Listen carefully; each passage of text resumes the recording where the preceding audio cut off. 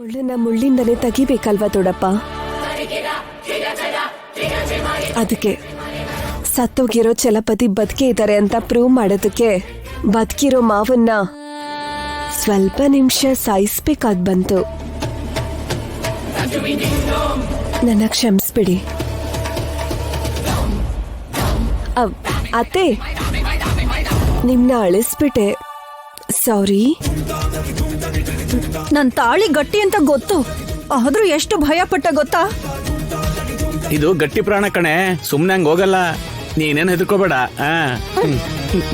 ಏನ್ ಚಲಪತಿ, ಏನಿದೆಲ್ಲ? ಅದು ದೊಡ್ಡಪ್ಪ, ಇದ್ರಲ್ಲಿ ಚಲಪತಿ ಚಿಕ್ಕಪ್ಪಂದೇನೂ ತಪ್ಪಿಲ್ಲ.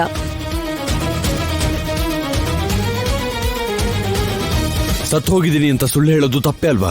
ಆದ್ರೆ ಇದೆಲ್ಲ ಮಾಡಿದ್ದು ಚಾರು.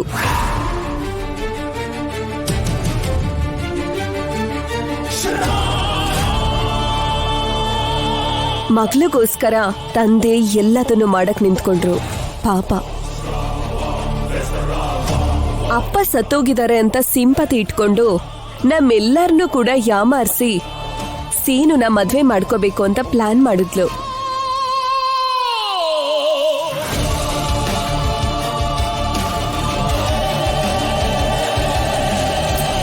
ಮಾಸ್ಟರ್ ಪ್ಲಾನ್ ಪೂರ್ತಿ ಡಿಸಾಸ್ಟರ್ ಆಯ್ತು.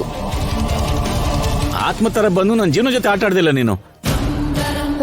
ಭಾವ, ಇದೆಲ್ಲ ನಾಟಕನಾ? ನಮ್ಮನ್ ಕೂಡ ಯಾಮಾರ್ಸದ್ರಲ್ಲ. ಸಾಕು, ಸ್ವಲ್ಪ ನಿಲ್ಸಿ. ನೀವಿಬ್ರು ಆಸ್ಕರ್ಗೆ ಸ್ವಲ್ಪ ಹತ್ರದಲ್ಲೇ ಇದ್ದೀರಾ. ಇನ್ ಸಾಕು, ನಿಲ್ಸಿ.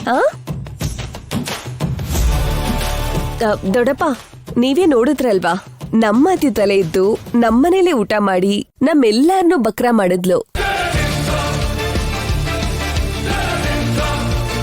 ಜೈಲಿಂದ ಹೊರಗಡೆ ಬಂದು ಜೈಲು ನನ್ ಜೀವನನ ಬದಲಾಯಿಸ್ತು. ನಾನ್ ಬದಲಾಗಿದ್ದೀನಿ ಅಂತ ನಮ್ಮ ಹತ್ರ ನಾಟಕ ಮಾಡಿದ್ಲು. ಇವಾಗ ಮತ್ತೆ ಜೈಲಿಗೆ ಹೋಗ್ತಾಳೆ.